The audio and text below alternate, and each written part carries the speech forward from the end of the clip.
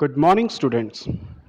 This is your GK class, and today we will be learning about famous lakes in India. तो चलिए शुरू करते हैं. In this chapter number 18, we will be looking for different lakes that are present in India. So we are talking only about the Indian subcontinent, not in the world. So we will move to the first lake, that is Lake Wular or Wular Lake. This lake lies 32 km from Srinagar. It is the largest lake in Jammu and Kashmir region. It controls the flow of the Jhelum river which passes through it. Okay, so this lake you will find in Jammu and Kashmir area, that is in Kashmir Valley. Okay, so this lake is around 32 kilometre from Srinagar district. जो जहाँ पर श्रीनगर है वहाँ से 32 kilometres दूर ये lake situated है. This lake is lake Wular and along this lake there is a river which is Jhelum river. So children, you must be knowing that several rivers are flowing from the Jammu and Kashmir region. Those are, I will name them, like Indus river, Indus, Jhelum, Chenab, Ravi, Satluj, Beas. Okay, so all these rivers are flowing from Jammu and Kashmir region, and they are combining with the Indus river and flowing towards Pakistan country. ठीक है बच्चों, you must be, if you have seen the map of India, you can find these rivers on those on that map. But here we are not talking about rivers, हम लोग lakes के बारे में बात कर रहे हैं. तो ये लेक जो झेलम रिवर है उसके बगल में ये सिचुएटेड है और 32 किलोमीटर्स श्रीनगर डिस्ट्रिक्ट से दूर है. So this is the lake in Srinagar. Now we come to the next lake, that is Lake Chilka. It is situated on the east coast of Odisha. Odisha is the Indian state in the southeast side of India, that is below West Bengal. West Bengal is in the east side और उसके नीचे south east में ओडिशा है और उसके नीचे आंध्र प्रदेश है. ठीक है. So in Odisha this is the lake Chilka. It is the largest brackish salt water lagoon in Asia. So you can say it is the largest brackish salt water lagoon in Asia. Means ये Asia में largest. Asia का मतलब है बेटा जो हमारा Asia एक continent है ना, there are several continents in the world. Okay, तो उसमें जो है जो हमारी ये एक कॉन्टिनेंट है एशिया, उसी एशिया कॉन्टिनेंट के अंदर आता है इंडिया. सो पूरे एशिया कॉन्टिनेंट में ये लार्जेस्ट लेक है, लेक चिल्का. और इसमें ये बोला है कि brackish salt water lagoon. Lagoon होता है वो चीज़, लगून का मतलब होता है कि जो समुद्र से लगा हुआ एरिया जो होता है, दैट इज़ लगून. मीन्स ऐसा एरिया जहाँ पर लैंड और वाटर दोनों ही आपस में मिल रहे हों और लैंड के अंदर एक कर्व टाइप का लेक टाइप की एरिया अंदर हो, बना हुआ हो और उस एरिया में समुद्र का पानी आता हो. ठीक है. तो इस लेक में समुद्र से ये लेक कनेक्टेड है. तो इसका मतलब अगर कनेक्टेड है तो इसमें समुद्र का पानी आता और जाता रहता है. ठीक है. तो दिस इज़ ए लगून. जिस लेक में समुद्र का पानी आता और जाता रहता है उसको हम लोग लगून बोलते हैं. ठीक है. So it lies along the east coast of India in the delta of the Mahanadi river. It is home to a wide variety of birds.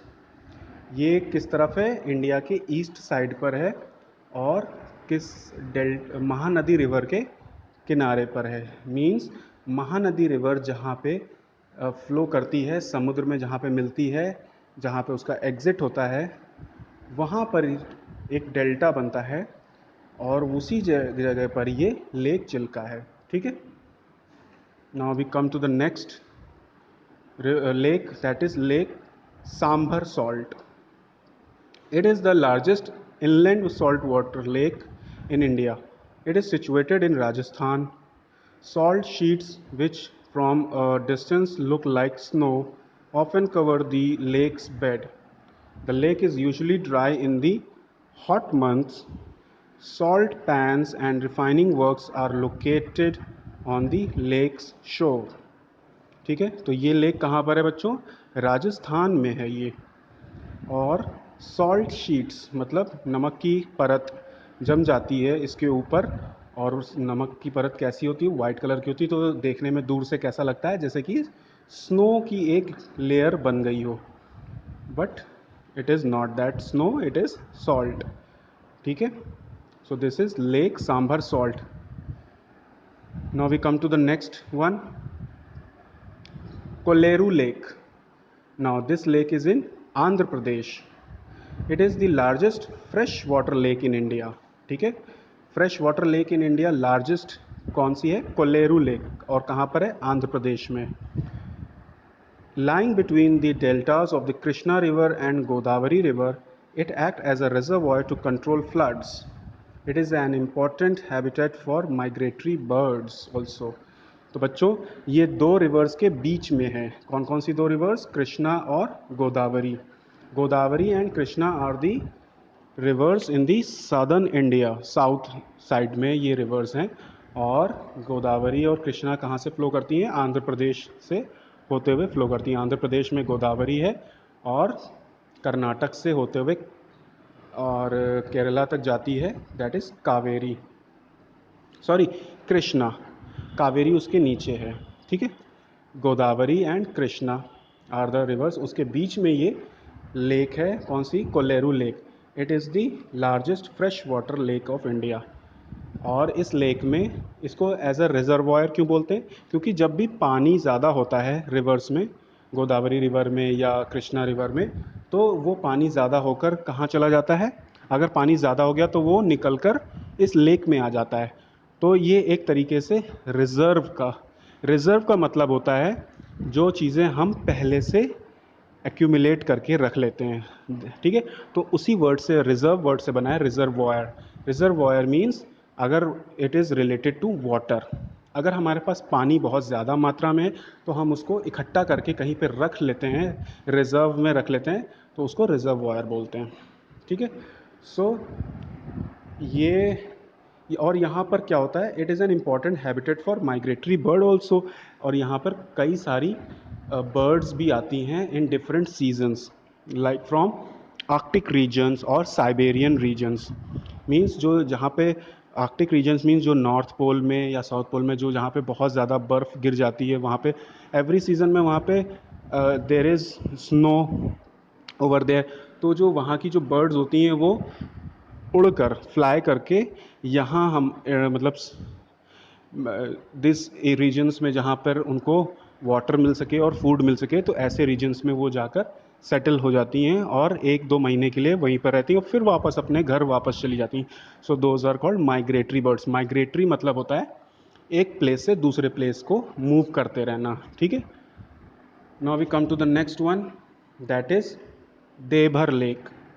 देवभर lake is also known as Jaisamand lake. ठीक है, it is the second largest artificial lake in Asia.